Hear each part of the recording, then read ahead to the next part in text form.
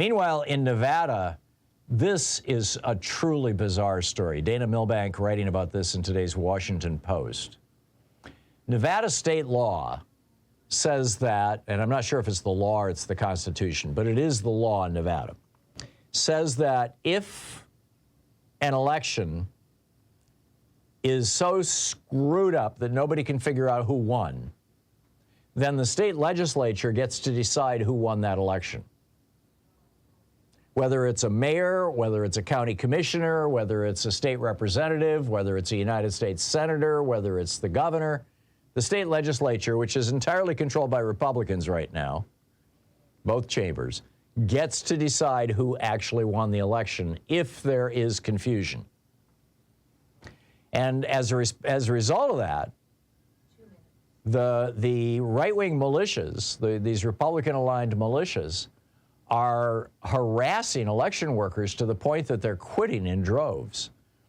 The election supervisors, there are 17 counties in Nevada.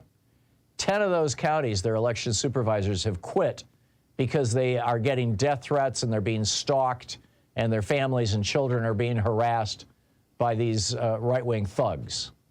10 out of 17 counties have no election supervisors right now. The Republican nominee for Secretary of State, Jim Marchant, says that he's one of a national, collection of election deniers. And he's on record saying that if he's elected, quote, "We're going to fix this whole country and President Trump is going to be president again," end quote. He's going to fix the elections. In Reno, the second largest county, in Washoe County, an anti-Semitic conspiracy theorist led a harassment campaign against the registrar of voters, accusing her of treason and sedition. She quit out of fear for her family's safety. In her absence, the county mailed a sample ballot to voters laced with errors, a missing contest, a missing candidate, contest that didn't belong on the ballot, a misspelling. In Story County, the clerk resigned earlier this year, was replaced by Jim Hindle, vice chair of the Nevada GOP and one of the fake electors that Trump had in his attempt to overthrow the 2020 election.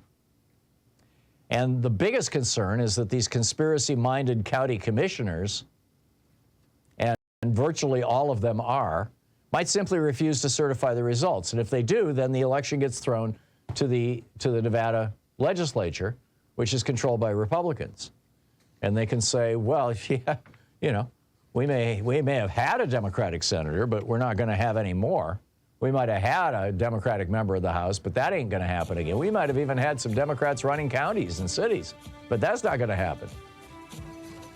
This is authoritarianism on parade. Back with your calls, your thoughts, your observations. You're noting the status of authoritarianism, fascism, totalitarianism in America. And what's happening with elections in your county, where you live, in your state?